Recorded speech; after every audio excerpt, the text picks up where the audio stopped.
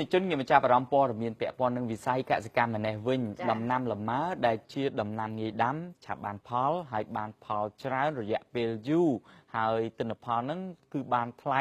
តម្រូវការទីផ្សារទូលំទូលាយទៀតនោះក្រុមហ៊ុនមួយនៅក្នុងស្រុកបានធានាថានឹងធ្វើកិច្ចសន្យាធានាគុណភាពផ្ដល់ពូជជូនដល់ប្រជាពលរដ្ឋហើយរួមទាំងការដឹកជញ្ជូនថែមទាំងមានការផ្ដល់នៅអ្នកជំនាញបច្ចេកទេសថែទាំទៀងទាត់រយៈពេល10ឆ្នាំដោយឥតគិតថ្លៃហើយនឹងមានកិច្ចសន្យាទិញកសិផលពីប្រជាពលរដ្ឋក្នុងតម្លៃសមស្របទៀតផងក្រុមហ៊ុនមានចុះកិច្ចសន្យាជាមួយអតិថិជនដោយមានមេធាវីត្រឹមត្រូវតាមច្បាប់ធានាជូនទាំងគុណភាពពូជដឹកជញ្ជូនដល់ទីកន្លែងជួយដាំនិងអ្នកជំនាញបច្ចេកទេសថែទាំជាទៀងទាត់ដោយឥតគិតថ្លៃលុះពេលបានផលហើយក្រុមហ៊ុនធានាទិញរយៈពេល10ឆ្នាំនេះជាការអះអាងរបស់លោកលេងមនីនាថប្រធានគ្រប់គ្រងទូតនៃក្រុមហ៊ុនអឹងសុធីថ្លែងអំពីគោលការណ៍ក្រុមហ៊ុនរបស់លោកចំពោះកសិករដាំដំណាំលម៉ើនៅកម្ពុជាជនជាតិអ៊ីស្លាមទាំងមូលបានសរសេរចារនៅក្នុងគម្ពីរអ៊ីស្លាមថាជនជាតិអ៊ីស្លាមដាច់ខាតត្រូវទៅហូបផ្លែលម៉ើនៅក្នុងបុណ្យរ៉ាម៉ាឌានគេហៅថាបុណ្យរដូវបួសក្នុងមួយខែក្នុងម្នាក់នៅក្នុងគម្ពីររបស់អ៊ីស្លាមបានចែងថាព្រលឹមឡើងពេលដែលញ៉ាំអាហារពេលព្រឹករួចត្រូវទៅហូប3គ្រាប់ពេលល្ងាចត្រូវទៅហូប3គ្រាប់ដើម្បីលាបួសដើម្បីទៅហូបបាយអញ្ចឹងមួយថ្ងៃត្រូវការម្នាក់ត្រូវការ6គ្រាប់មួយខែត្រូវការ180គ្រាប់ក្នុងម្នាក់ក្នុងមួយឆ្នាំយើងមិនទាន់គិតអីផ្សេងណាគិតថាតម្រូវខាតដាច់ខាតរបស់ជនជាតិអ៊ីស្លាមម្នាក់180គ្រាប់យើងគុណតែប្រជាជនឥណ្ឌូនេស៊ីមួយប្រទេសវា200លានអ្នកជាងសួរថាតើលម៉ើត្រូវការប្រមាណហើយជនជាតិអ៊ីស្លាមនៅលើពិភពលោកមានតាំងពីម៉ាឡេមានតាំងពីប៉ាឡេស្តៃនមានតាំងហ្វីលីពីនមានឥណ្ឌូនេស៊ីមានតាំងថៃខ្មែរយើងក៏មាននៅណាក៏មានដែរគឺមានច្រើនជាងគេ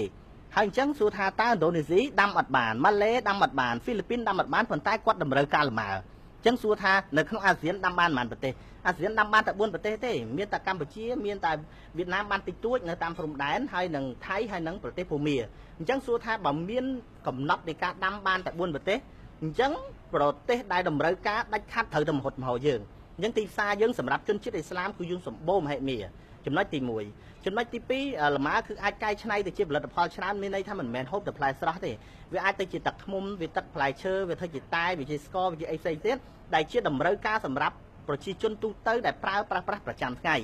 លោកលេងមនីនាថថ្លែងដូចនេះនៅក្នុងកិច្ចប្រជុំប្រចាំឆមាសស្ដីពីការពង្រឹងគុណភាពបច្ចេកទេសដំណាំលម៉ើនៅកម្ពុជារៀបចំនៅឯសន្តាគារកម្ពុជាយ៉ាណាកាលពីព្រឹកថ្ងៃទី26ខែតុលាឆ្នាំ2016ពាក្យថាលម៉ើគឺជាភាសាសំស្ក្រឹតបានសេចក្តីថាផ្លែឈើរបស់ព្រះឥន្ទឬផ្លែឈើឋានសួគ៌ចំណែកក្នុងគម្ពីរសាសនាអ៊ីស្លាមហៅថាផ្លែឈើរបស់ព្រះគឺដោយសារតែគុណប្រយោជន៍ដ៏មហាវិសេសវិសាលរបស់វាគេអាចយកផ្លែលម៉ើទៅច្នៃប្រើប្រាស់បាន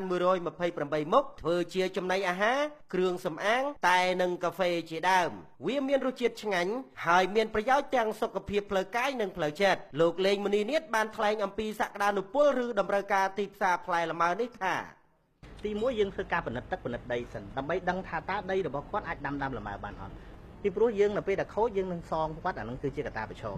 ទី2តាក់ទងជាមួយនឹងការដឹកជញ្ជូនខេត្តណាក៏ដោយទៅនៅស្រុកខ្មែរគឺយើងដឹកជូនគាត់ free បាទនៅពេលដែលគាត់សម្រេចចិត្តថាដាំជាមួយក្រុមហ៊ុនហើយនៅពេលដែលដឹកទៅដល់ហ្នឹងគឺក្រុមការងារបច្ចេកទេសយើងទាំងខ្មែរទាំងថៃនឹងចុះទៅដាំដល់ចំការគាត់ខ្ញុំឲ្យយកលម៉ើរបស់ខ្ញុំដាក់ចូលដី3ខែប្រសិនបើនៅក្នុងរយៈពេល3ខែហើយមានដើមណាមួយខូចស្លោកមួយដើម10ដើម50ដើម100ដើមក៏ដោយក្រុមហ៊ុនដូរ free មិនយកលុយ1រៀលក្រុមហ៊ុនយើងចុះជួយទៅដល់ចំការរបស់គាត់រៀងរាល់3ខែម្ដងរយៈពេល10ឆ្នាំយើងចេញលិខិតធានាពូជដោយមានអគ្គនាយកថៃនិងអគ្គនាយកខ្មែរសញ្ញេ3ត្រាប្រសិនបើឆ្នាំទី3ទៅឆ្នាំទី4បើមិនមានផ្លែយើងសងទាំងអស់ទៅវិញដាំចុះកិច្ចសន្យាដាំថ្ងៃហ្នឹងយើងធ្វើកិច្ចសន្យាថ្ងៃហ្នឹងធានាទិញផ្លែនៅវិញចំនួន10ឆ្នាំបន្ទាប់ពីបានផលហើយយើងទិញ$3ថេក្នុង1គីឡូលម៉ើធ្លាក់ដល់1រៀលធ្លាក់ដល់ប៉ុន្មានក៏នៅតែទិញ$3នេះចង់បង្ហាញថាប្រសិនបើកសិករកម្ពុជាឲ្យតែគាត់មានបំណងចង់ដាំលម៉ើគ្មានបច្ចេកទេសសោះយើងជួយគ្មានចេះការតាមសោះយើងជួយគ្មានទីផ្សារសោះយើងទិញគឺគ្រប់យ៉ាងត្រូវតែមានភាពកក់ក្ដៅ ប៉ុន្មានថ្ងៃមុននេះរដ្ឋមន្ត្រីក្រសួងកសិកម្មឯកឧត្តមវែងសខុនបានសរសើរដំណាំលម៉ើថាជាដំណាំងាយដាំឆាប់ឲ្យផលបានផលច្រើនលក់បានថ្លៃកែច្នៃបានច្រើនមុខនិងមិនសូវត្រូវការទឹកដំណាំលម៉ើចាប់ផ្ដើមឲ្យផលក្នុងរយៈពេល2ឬ3ឆ្នាំនិងអាចប្រមូលផលបានរយៈពេល70ឆ្នាំហើយក្នុងមួយដើមអាចឲ្យផលដល់ទៅ160គីឡូក្រាមក្នុងមួយឆ្នាំចំណែកដើមរបស់វាគេអាចយកទៅប្រើប្រាស់លម្អភូមិគ្រឹះដែលលក់បានតម្លៃថ្លៃទៀតផងខ្ញុំខឿនសុខៀង PNN ភ្នំពេញ